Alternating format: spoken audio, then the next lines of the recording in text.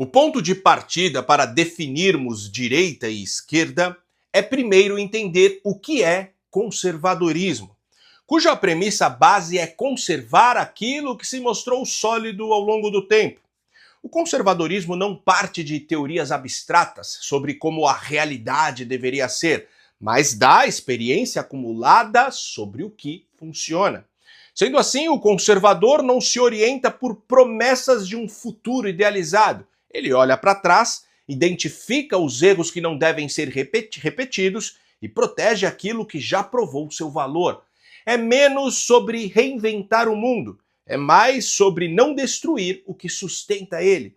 É por isso que na cosmovisão conservadora o Estado assume a função de guardião, não de engenheiro social. Sua tarefa não é reinventar a sociedade, mas proteger valores, costumes, tradições e instituições que não nasceram de teorias ou decretos, e sim das relações livres entre indivíduos ao longo da história. Esses pilares não foram impostos de cima para baixo, surgiram de forma orgânica como respostas reais às necessidades de convivência, garantindo coesão, ordem e continuidade. Dentro dessa lógica, a moral judaico-cristã se consolida como base do próprio Estado de Direito, não por imposição, mas por evidência histórica. Não existe liberdade duradoura sem limites morais que a sustentem e que sejam resguardados. No conservadorismo, o livre mercado também é visto como uma das mais antigas tradições da humanidade, como nas palavras de Adam Smith: a necessidade de mercadejar é uma das mais autênticas paixões naturais do homem, e só um poder político tirânico pode suprimi-la. Resumindo, o livre mercado e a família tradicional ancorada nos costumes e valores morais judaico-cristãos que moldaram a civilização ocidental funciona como uma barreira real a qualquer projeto de ruptura radical que pretenda reorganizar a sociedade de cima para baixo. É esse alicerce que sustenta a liberdade individual e a dignidade humana. Sem ele, o indivíduo perde referência, perde autonomia e fica muito mais vulnerável ao controle. É por isso que todo governo com inclinação totalitária, cedo ou tarde, tenta enfraquecer exatamente esses pilares. E no Brasil nós enfrentamos o discurso do costume, o discurso da família, o discurso do patriotismo. Ou seja, aqui nós enfrentamos o discurso de tudo aquilo que a gente aprendeu historicamente a combater. E é importante ressaltar que a antítese do conservadorismo é o pensamento revolucionário. O revolucionário é o sujeito que precisa justamente desmantelar tudo aquilo que o conservador preserva, que são os costumes e valores morais e religiosos tradicionais da nossa civilização, para assim estabelecer um governo à luz de um futuro hipotético, um futuro supostamente perfeito, criado pelo próprio homem, desconsiderando tudo o que já foi testado no decorrer da história. O revolucionário sempre vai operar através de uma mudança brusca e forçada de paradigma, onde inevitavelmente terá que fazer uso da violência para alcançar esse objetivo. Sabemos que você é nosso inimigo, mas considerando que você, como afirma, é uma boa pessoa, nós estamos dispostos a oferecer a você o seguinte: um bom paredão, onde vamos colocá-lo na frente de uma boa espingarda, com uma boa bala, e vamos oferecer, depois de uma boa pá, uma boa cova, né? Com a direita e o conservadorismo, nenhum diálogo. Bom, entendido até aqui, podemos partir para o conceito de direita e esquerda. Durante os séculos 17 e 18, o regime monárquico francês começou a ser alvo de questionamento e crítica. Os pensadores proeminentes da época começaram a fomentar teorias e modelos políticos que pudessem substituir a monarquia absolutista. Esse preceito de mudança foi ganhando força, e assim se desenvolveu duas correntes diferentes de pensamento.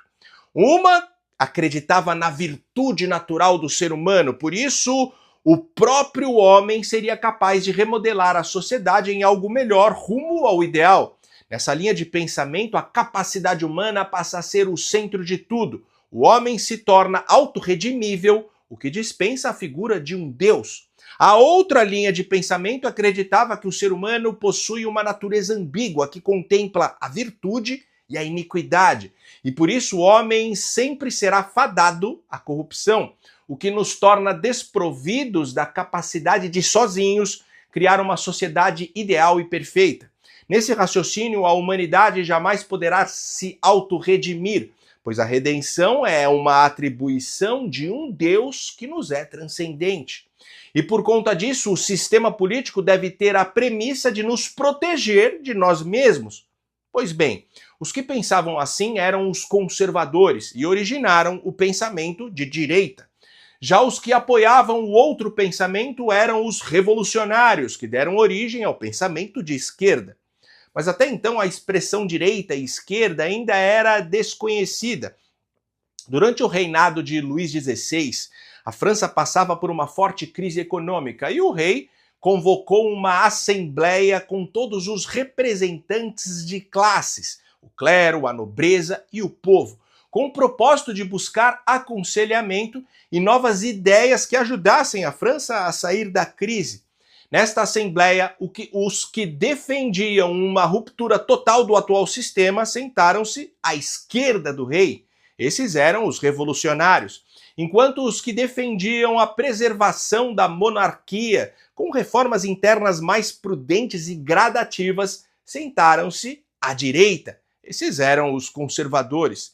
E como a história nos conta, os que estavam à esquerda do rei dissolveram a assembleia, culminando na violenta e sangrenta revolução que acabou com a monarquia na França, instituindo a República, que começou a contemplar dois partidos dominantes, os girondinos, que eram os que sentaram à direita, e os jacobinos, que eram os que sentaram à esquerda. Depois disso, com o passar do tempo, se consolidou a definição de direita para aqueles que eram conservadores ou liberais e de esquerda para aqueles que eram ideologicamente revolucionários. O fato é que os esquerdistas, influenciados pelo pensamento iluminista, sempre depositaram sua fé na capacidade e na bondade humana, o que, em teoria, torna possível que o homem construa sistemas de governos mais justos, onde um Estado maior e mais intervencionista pudesse regular a economia, defender as minorias, manipular as massas e estabelecer a igualdade social. Já os de direita sempre foram mais realistas, não crendo que o ser humano é capaz de conceber e realizar justiça em plenitude, e por isso desconfiam de qualquer governo que acumule muitas funções e centralize o poder, justamente no temor de que este governo, formado por homens corruptíveis, acabe abusando do seu poder, se tornando totalitário e tirano. É inegável que desde a sua concepção lá na Revolução Francesa, os termos direita e esquerda foram mudando e se adaptando de acordo com o tempo. Um jacobino, que era o esquerdista do século XVIII, não tem absolutamente nada a ver com um marxista do século XX, que por sua vez também não tem nada a ver com os progressistas da atualidade. Por isso hoje, para facilitar, utilizamos a dinâmica do tamanho do Estado.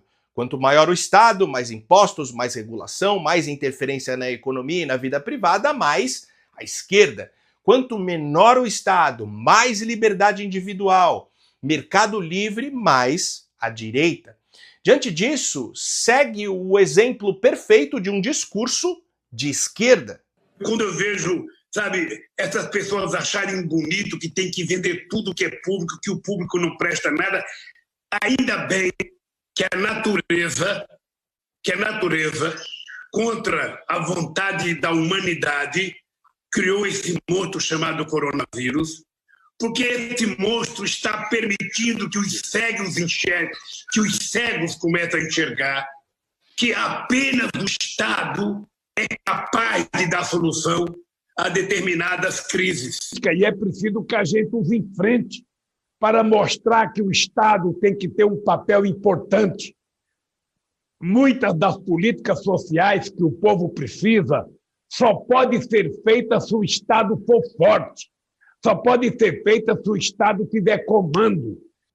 E agora um exemplo perfeito de um discurso de direita. A vida de ninguém é fácil. E para superar as dificuldades, quem tem que estar na frente é cada um de vocês. Não é o presidente, o governador ou um prefeito. A nossa missão é não atrapalhar a vida de vocês. É cada vez mais tirar o Estado de cima de vocês. Estado forte, povo fraco. Nessa lógica de tamanho e grau de intervenção do Estado, as pautas morais, interrompimento de gravidez, drogas, costumes, ficam de fora da equação. Não são elas que definem direita ou esquerda. O mapa é simples. Direita tem Estado mínimo, conservadores e liberais. Extrema-direita tem Estado praticamente inexistente, libertários e anarcocapitalistas. O problema é que quando alguém fala extrema-direita, o cérebro condicionado pela mídia evoca o alemão do bigodinho, Mussolini, generais de regimes militares, figuras de Estado máximo, controle total, intervenção absoluta. O oposto exato do que extrema-direita significa. É hora de reprogramar essa referência. Extrema-direita evoca os punks radicais do fim dos anos 70, evoca autores como Murray Rothbard, David Friedman, Ayn Rand, evoca quem é contra a própria existência do Estado. A esquerda sequestrou o conceito e colou nele exatamente o que ela mesma representa. E muita gente acreditou. Bom, no espectro da esquerda temos dois grupos distintos. Na extremidade, os regimes totalitários, ditaduras socialistas e nazifascistas, onde o Estado controla tudo. Mas ao centro, o socialismo democrático e a social-democracia, que ainda operam dentro das regras do jogo democrático. É natural que esses grupos se contraponham entre si, mesmo estando no mesmo espectro. O regime do alemão do bigodinho e o fascismo foram historicamente classificados como regimes de extrema-direita por serem inimigos ferrenhos do marxismo e não pregarem igualdade social. Só após a queda do Muro de Berlim, essa visão pode ser reavaliada com mais isenção e se chegou à conclusão que é inevitável.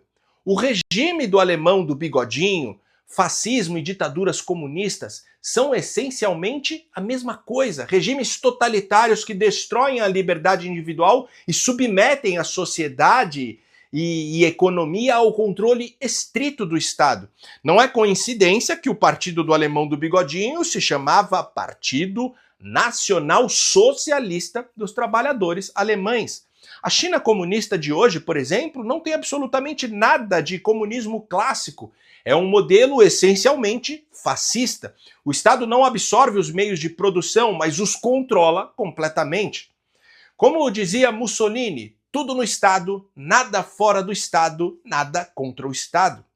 Mas para evitar a confusão, afinal, porque nenhum esquerdista aceita dividir o espectro com o nacional-socialismo e fascismo, mesmo que na prática defendam essencialmente as mesmas coisas, alguns cientistas políticos classificam esses regimes como terceira via, nem direita nem esquerda. O mesmo problema aparece quando tentamos classificar o regime militar brasileiro.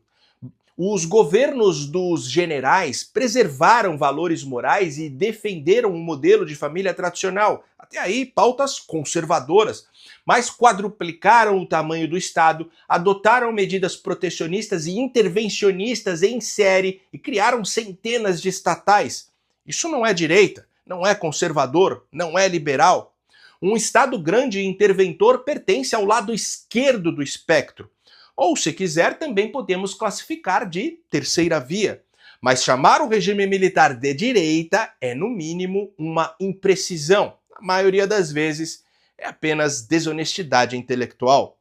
Bom, no espectro da direita, conservadores e liberais compartilham o mesmo terreno econômico, Estado mínimo, liberdade de mercado, mas divergem num ponto crucial. O conservador atribui ao Estado o papel de preservar os valores morais e os costumes tradicionais da sociedade. O liberal não. Para ele, o Estado não tem que legislar sobre comportamento. E é aí que mora o perigo. Um governo excessivamente liberal, ao derrubar todas as barreiras morais e culturais, pode abrir caminho para o avanço de um futuro regime totalitário sem encontrar resistência. O que precisa ficar claro é: defender a legalização das drogas, por exemplo, não faz ninguém de esquerda, faz apenas alguém que não é conservador. São coisas diferentes. Bom, para encerrar, definir esquerda e direita com toda a complexidade do cenário político atual sempre vai gerar discordâncias. Mas há duas máximas que jamais mudam. O direitista defende individualidade e liberdade. Estado enxuto, limitado com freios e contrapesos, todo o poder emana de baixo para cima. O esquerdista defende coletivismo e igualdade. Igualdade social no socialismo clássico, igualdade racial no nacional-socialismo do alemão do bigodinho. Só que igualdade plena é impossível sem um Estado gigantesco que absorva a economia, controle os indivíduos e os dissolva num coletivo que serve de massa de manobra para o partido dominante. Liberdade e igualdade são antíteses. Óleo e água jamais se misturam. Para que todos sejam iguais, é preciso criar uma força maior que qualquer indivíduo. Por isso, governos de esquerda concentram poder ilimitado, sempre exercido de cima para baixo. Mas liberdade total sem limites também não funciona, afinal vivemos em sociedade e é aí que entra um conceito fundamental.